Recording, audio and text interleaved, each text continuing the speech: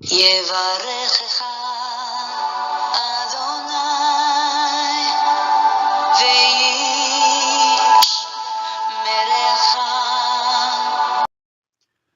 וישמרך. 바레크카 아도나이 베이시메레카. 사랑하는 성도 여러분, 오늘 하루도 전지전능하신 임마누엘의 하나님께서 여러분에게 복을 주시고 여러분을 안전하게 지켜주시기를 축복합니다. 아멘. 할렐루야. 오늘도 코에 호흡을 주셔서 살아 숨쉬게 하시는 창조주 하나님 여호와 우리 아버지를 송축합니다. 우리의 영원한 구원자이신 예수 그리스도 그 존귀하신 이름을 찬양합니다. 우리 안에서 오늘도 열심으로 일하시며 우리를 아름답게 다듬어 가시고 예수 그리스도의 장성한 분량으로 우리를 이끌어 가시는 성령님의 그 끊임없는 역사와 사랑을 찬양합니다. 1189 성경 장별 강의 오늘 203번째 시간입니다. 오늘은 여호수아 16장 말씀을 함께 공부하도록 하겠습니다. 오늘 제목의 말씀은 요셉 후손들의 기업. 자, 우리 어저께 15장에서는 이 유다 지파가 기업으로 땅을 받는 그 내용을 살펴봤고요. 이제 오늘 요셉 후손들의 기업을 살펴볼 텐데요. 요셉의 후손의 기업이 아니라 후손들의라고 했죠. 그래서 여기는 둘이가 나오죠. 장남인 므낫세와 그리고 차자인 에브라임. 자, 이 두 후손, 요셉의 후손이 이렇게 하나님으로부터 기업을 받는 장면이 나오는데, 우리가 잘 아는 바와 같이 므낫세 이 반지파, 2분의 1지파는 이미 요단의 동편에서 이미 땅을 분배받았습니다. 그래서 오늘은 이 므낫세 나머지 반지파가 서편에서 땅을 어디에 분배받는지, 그리고 에브라임 지파는 어디에 받는지 오늘 그 내용을 함께 살펴보게 될 것입니다. 유일하게 이렇게 요셉만이 그 두 배의 기업을 받는데, 그 이유는 우리가 잘 아는 것처럼 요셉은 하나님 앞에 귀하게 또 쓰임받았던 종으로서 특별히 애굽으로 이 기근을 만나서 이스라엘 백성들이 애굽으로 피신을 갔을 때 그곳에서 이스라엘 백성들을 보존하고 이제 12지파를 이루어서 이 이스라엘을 형성하는 일에 크게 공헌하였던 바로 그 사람이 바로 요셉이었습니다. 그래서 야곱도 그가 이제 임종을 앞두고 유언을 할 때에 이 요셉에게 2배의 갑절의 복이 있을 것을 말씀하셨었는데, 바로 그것이 성취되는 것을 오늘 우리는 보게 되는 것입니다. 자, 그러면 이 야곱이 아니고 요셉의 후손들, 야곱으로부터 큰 복을 받았던, 축복받았던 이 요셉의 후손들이 땅을 어디에 이렇게 분배받는지, 그리고 이 내용을 통해서 하나님은 어떤 하나님이시고 우리에게 주시는 영적 교훈은 무엇인지 한번 살펴보도록 하겠습니다. 자, 이제 13장부터 21장까지는 이 가나안 땅을 분배하는 이야기가 쭉 이어지고 있죠. 자, 그래서 어저께는 15장에서 유다 자손의 기업 이야기가 나왔었고, 오늘과 내일 16장, 17장에서 요셉 자손의 기업, 이 므낫세와 에브라임의 이들이 어디에 땅을 분배받는지 그 내용들을 자세히 다루게 됩니다. 자, 오늘 여호수아 16장의 주제 구절은 4절입니다. 요셉의 자손 므낫세와 에브라임이 그들의 기업을 받았더라. 하나님께서 하나님의 이 역사를 위하여 귀하게 쓰임받은, 참으로 이 요셉은 하나님의 그 뜻과 섭리 가운데서 애굽으로 먼저 팔려가고 갖은 고난과 역경을 다 겪은 후에 이제 애굽의 총리가 되어서 이 기근을 피하여 애굽으로 내려온 이 70여 명의 이 가족들을 잘 보살피고, 그래서 이들이 430년 동안 애굽에 지나면서 수백만 명의 큰 민족으로 이렇게 성장할 수 있도록 하는 일에 하나님의 역사에 크게 공헌한, 크게 이바지한 귀한 하나님의 사람이었습니다. 그래서 하나님께서는 바로 이 요셉의 이 헌신과 충성의 충성스러운 삶을 보시고 그의 후손들에게 이 복을 주시는 장면을 우리가 보게 되는 것입니다. 하나님은 그의 역사를 위하여 쓰임받는 종들, 온전히 헌신하고 자기의 생명을 아끼지 않고 하나님의 영광을 위하여 드린 자들의 삶을 반드시 기억하고 그의 당사자의 삶뿐만 아니라 또 그가 위하여 기도하고 축복하는 또 가족과 친지와 이웃들에게까지도 하나님께서 은혜와 사랑을 베푸시는 분인 줄 믿습니다. 하나님은 반드시 상 주시는 이시기에 히브리서 11장 6절에서도 반드시 상 주시는 이심을 믿어야 한다. 그렇게 말씀하셨죠. 상 주시는 하나님. 그래서 우리도 우리에게 주어진 사명에 최선을 다하고 우리의 모든 것을 바쳐서 헌신하며 충성하며 하나님을 기쁘시게 해드려서 우리 당대의 삶뿐만 아니라 우리가 위하여 기도하는 가족, 친지, 이웃들, 후손에게까지도 하나님의 놀라운 은혜와 은총이 드리워지는 그런 복된 삶을 살 수 있기를 주님의 이름으로 축복합니다. 아멘. 자, 오늘 여호수아 16장의 소주제들은 아래와 같습니다. 오늘은 10절까지밖에 되지 않습니다. 아주 짧은 이 장인데요. 10절밖에 없는 짧은 장인데 두 소주제로 나누어지게 됩니다. 첫째는 1절에서 4절에 요셉 자손들의 공동 정착지의 남쪽 경계. 자, 이 므낫세와 그리고 에브라임 이들이 차지한 땅의 남쪽 경계가 어디인가라는 부분을 다루고 있고요. 두 번째는 5절에서 10절에 에브라임 지파가 분배받은 땅의 경계가 어디인가라고 특별히 이 에브라임 지파가 분배받은 땅에 대한 이야기를 이렇게 또 뒷부분에서 합니다. 자, 그래서 이번에는 이 16장은 이 요셉 자손, 이제 므낫세 반지파와 그리고 에브라임 지파, 이 두 지파에 대한 이야기만 다루고 있습니다. 이제 본문 속으로 들어가 보도록 하겠습니다. 자, 이제 본론으로 들어가겠습니다. 첫 번째 소주제, 요셉 자손들의 공동 정착지의 남쪽 경계. 여기서 공동 정착지라고 하는 것은 이 므낫세 지파와 그리고 에브라임 지파를 통틀어서 말씀합니다. 그래서 여기 보니까 지금 여기가 요단강이고 요단의 서편에 므낫세 지파가 여기 있고 그리고 여기까지고요. 그 다음에 에브라임 지파가 밑에 있죠. 그래서 지금 통틀어서 공동으로 여기까지가 바로 요셉의 후손들의 땅으로 분배된 곳인데 바로 이 부분을 설명하겠다는 것입니다. 이 서쪽에는 어디서부터 여리고가 있는 이 요단 여기서부터 위로 베델이 있는 이곳으로 해서 쭉 이 서쪽으로는 지금 지중해가 있는 이 바다가 있는 여기까지가 바로 요셉 자손들의 후손들의 공동 분배받은 땅의 경계다. 지금 이 부분을 설명하려고 하고 있습니다. 1번 요셉 자손 곧 에브라임과 므낫세 지파의 공동 정착지의 남쪽 경계에 대한 소개. 자, 남쪽이면 저 미치겠다, 그죠?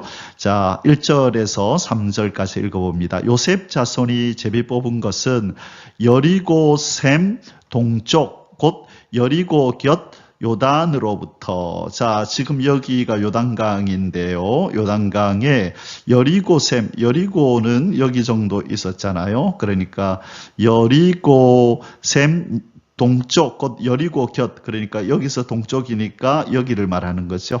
자, 여기서부터 광야로 들어가서 여리고로부터 베델의 산지로 올라가고, 그래서 지금 여기를 지금 얘기를 하고 있는 것입니다.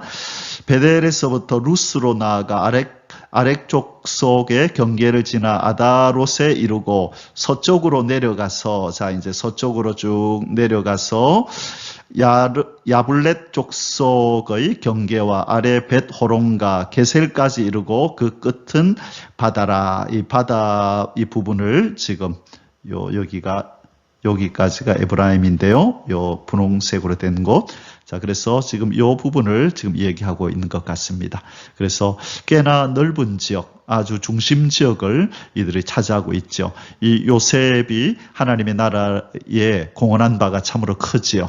그래서 하나님께서 그것을 기억하셔서 요셉의 아버지 야곱을 통하여 그에게 큰 축복을 하게 하고 그대로 하나님께서 성취하셔서 유일하게 이 아들 둘이가 각각 땅을 분배받는 그런 복을 누리고 있습니다.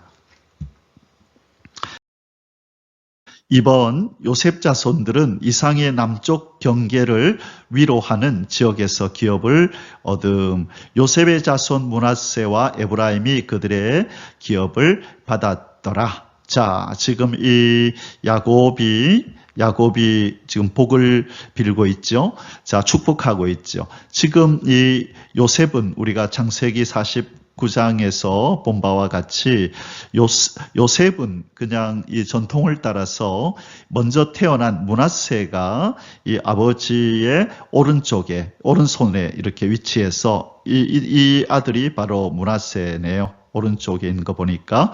그리고 왼쪽에 있는 이 아들이 에브라임이 있죠.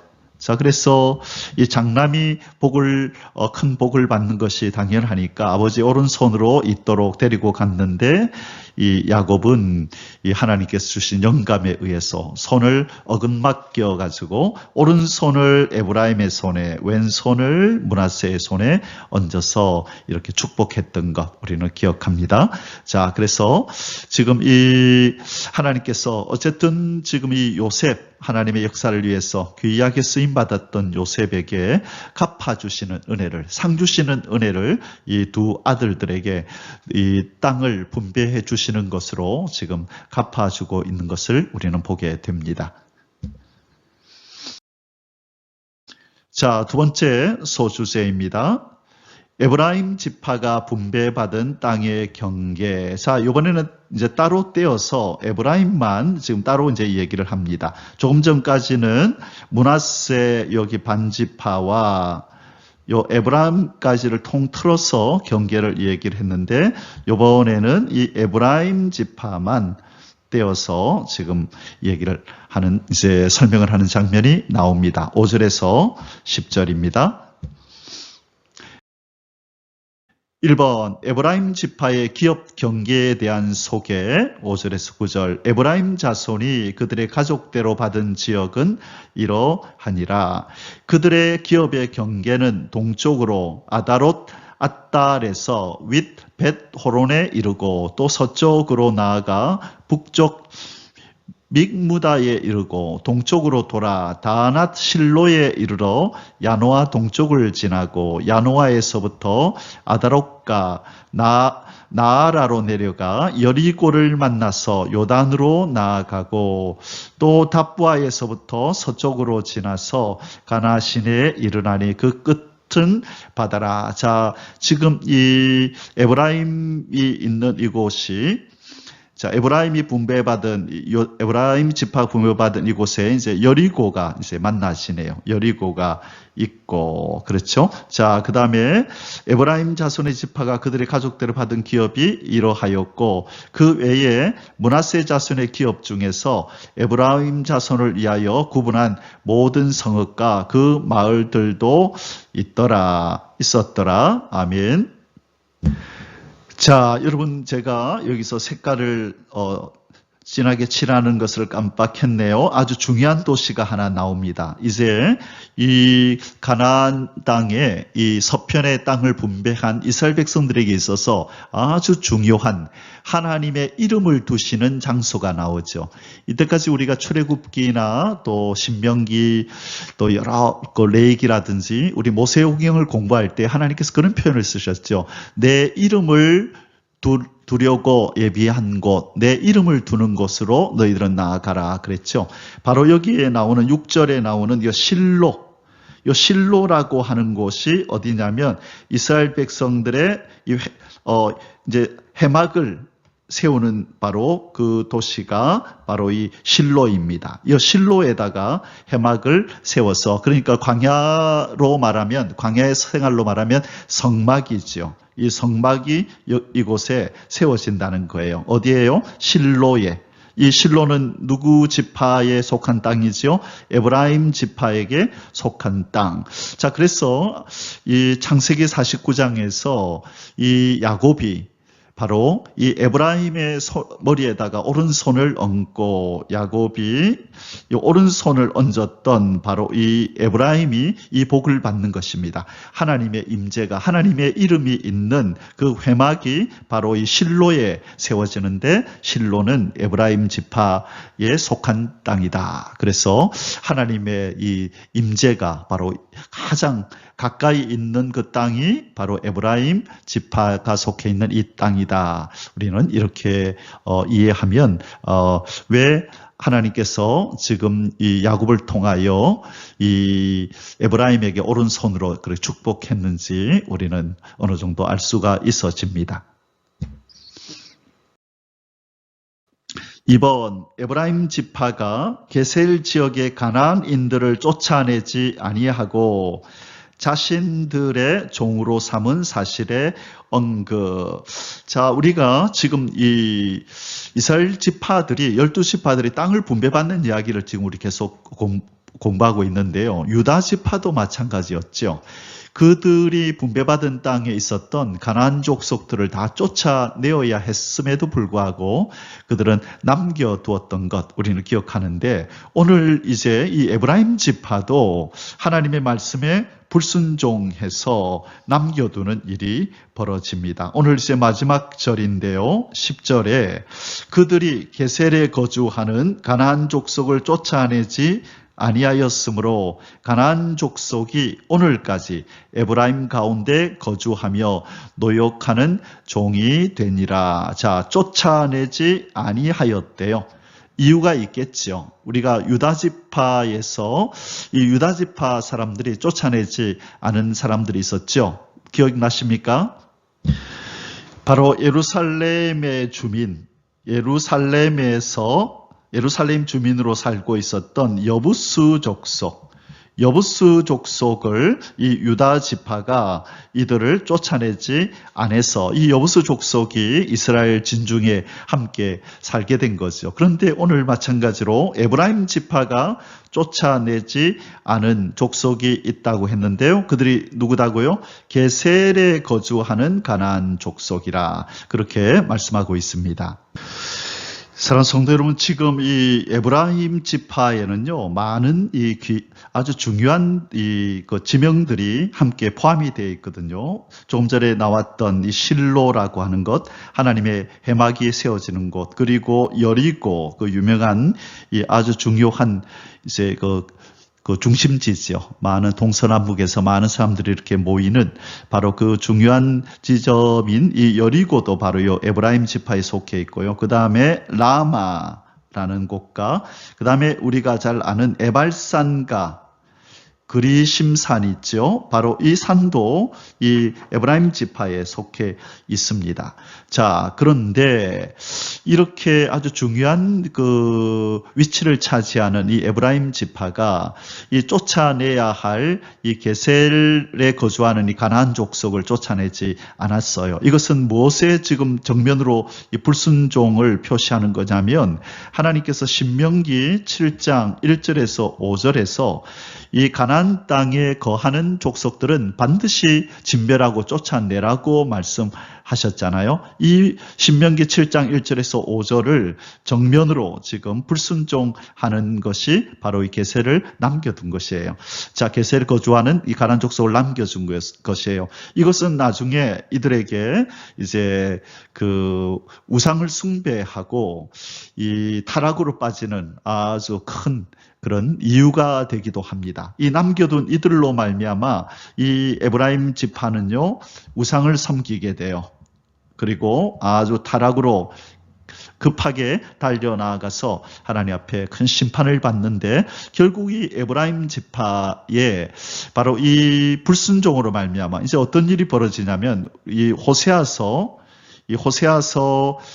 4장 17절에서 19절 여러분 꼭 한번 찾아서 꼭 한번 읽어보시길 바랍니다. 제가 먼저 한번 읽어드릴게요.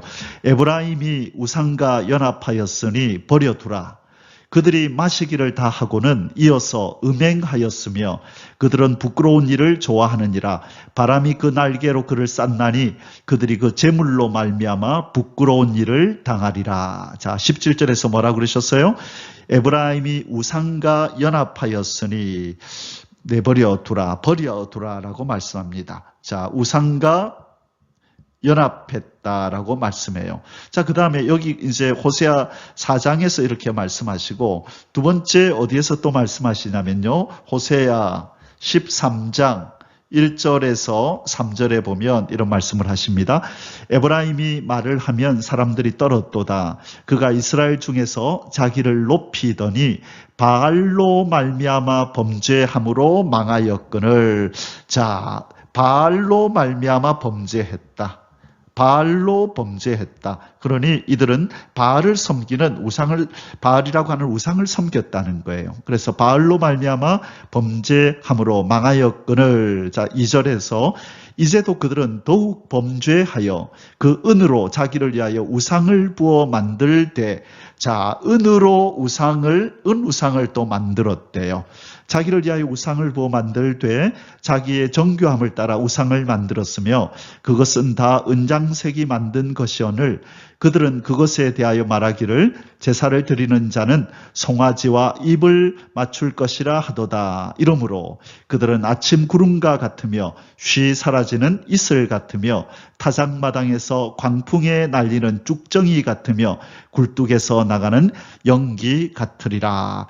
하나님께서 한순간에 이들을 심판해 버릴 것이라고 말씀하고 있습니다. 어느 지파요? 바로 그 지파가 에브라임 지파라는 거예요. 왜 이런 일이 나중에 벌어질까요?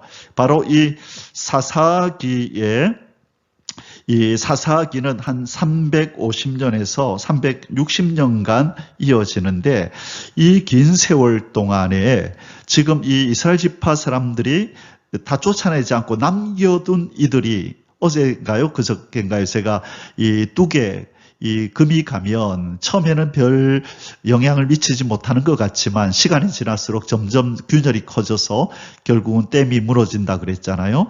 바로 이스라엘이 이렇게 무너지게 된 이유는 북이스라엘은 아수르에게 멸망당하고 남유다는 바벨론에 멸망당한 이 사건은 바로 이들이 초창기에 정복 전쟁 당시에 하나님의 말씀에 불순종하여 쫓아내라고 한 이 가나안 족속들을 쫓아내지 않으면서 그 일을 대수롭지 않게 여긴 바로 그 결과를 그들이 맛보게 된 것입니다. 그래서 우리는 이 말씀을 보면서 하나님의 말씀은 우리가 타협해서는 안 되겠구나. 아무리 적은 것 미미하게 보이는 일이라 할지라도 하나님이 명령하신 것이면 최선을 다하여 바로 순종하고 하나님 앞에 흠도 점도 티도 보여서는 안 되는구나. 조그마한 균열이, 불순종이라는 균열이 있어서는 내 삶이, 내 신앙이 무너질 수도 있겠구나라고 하는 것을 명심해야 한다는 것입니다. 우리 모두 하나님 말씀에 전적으로 순종하는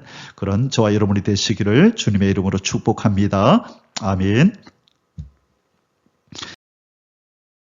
자, 이제 오늘 여호수아 16장의 결론을 맺도록 하겠습니다. 결론의 말씀은 상 주시는 이심을 믿어야 할지니라 이렇게 정했습니다.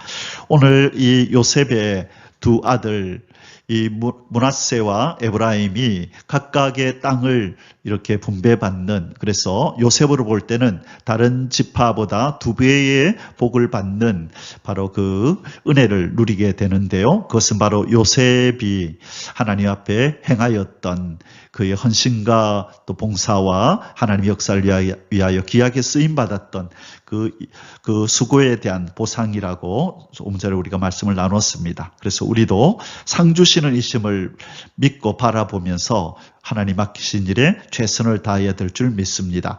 자, 그가 행한 대로 갚아주리라. 우리 주님이 이렇게 말씀하셨는데요. 오늘 여호수아 16장 4절에 요셉의 자손 므낫세와 에브라임이 그들의 기업을 받았더라. 2배의 복을 받은 요셉입니다. 히브리서 11장 6절에 믿음이 없이는 하나님을 기쁘시게 못하나니 하나님께 나아가는 자는 반드시 그가 계신 것과 그가 자기를 찾는 자들에게 상 주시는 이심을 믿어야 할지니라. 자, 우리 고린도전서 15장 58절에서도 사도 바울이 삼층천에 갔다가 온 이후에 이 고린도전서 15장 마지막에서 이렇게 말씀했죠. 그러므로 형제들아, 그러므로 형제들아 경고하며 흔들리지 말고 항상 주의 일에 힘쓰는 자들이 되라. 주의 일에 힘을 써라. 이는 너희 수고가 주 안에서 헛되지 않은 줄을 알미니라. 주의 일에 힘쓰는 자는 반드시 그 상급이 있음을 사도 바울은 말씀하면서 최선을 다하여 주님을 섬기라고 권면하고 있는 장면입니다. 자, 우리 주님께서 요한계시록 22장 12절에서 이렇게 말씀하셨습니다. 보라, 내가 속히 오리니 내가 줄 상이 내게 있어 각 사람에게 그가 행한 대로 갚아주리라. 물론 우리의 이 하나님을 향한 이 섬김과 우리의 삶은 무엇에 기반하여 지금 이루어져야 되냐면 이 바로 하나님의 사랑 때문에 우리는 그렇게 살아야 되죠. 우리를 구원하신 바로 주님의 그 사랑 때문에 우리는 하나님을 섬기고 우리의 삶을 영위해 가야 하지만, 그러나 바로 이 우리의 섬김과 우리의 삶이 더욱 힘을 얻고 그렇게 추진력을 얻기 위해서는 하나님이 우리의 삶의 끝에 우리에게 주실 상급도 바라보아야 하는 것입니다. 우리의 삶은 단지 하나님을 섬기고 하나님의 일에 봉사하는 그런 어떤 종의 삶으로 끝나는 것이 아니라 우리의 자비로우신 아버지가 그 아버지를 사랑하고 아버지의 일에 최선을 다한 자녀된 우리에게, 또 만왕의 왕이신 예수께서 그의 백성된 우리에게 큰 상급을 주실 줄 믿습니다. 그래서 우리는 오늘 구원의 은혜에 감격하면서 살고 상급을 바라보면서 더 힘있게 우리의 이 신앙의 삶을 영위해 가야 될 줄 믿습니다. 이 은혜가 오늘 저와 여러분에게 충만하기를 주님의 이름으로 축복합니다. 아멘. יברך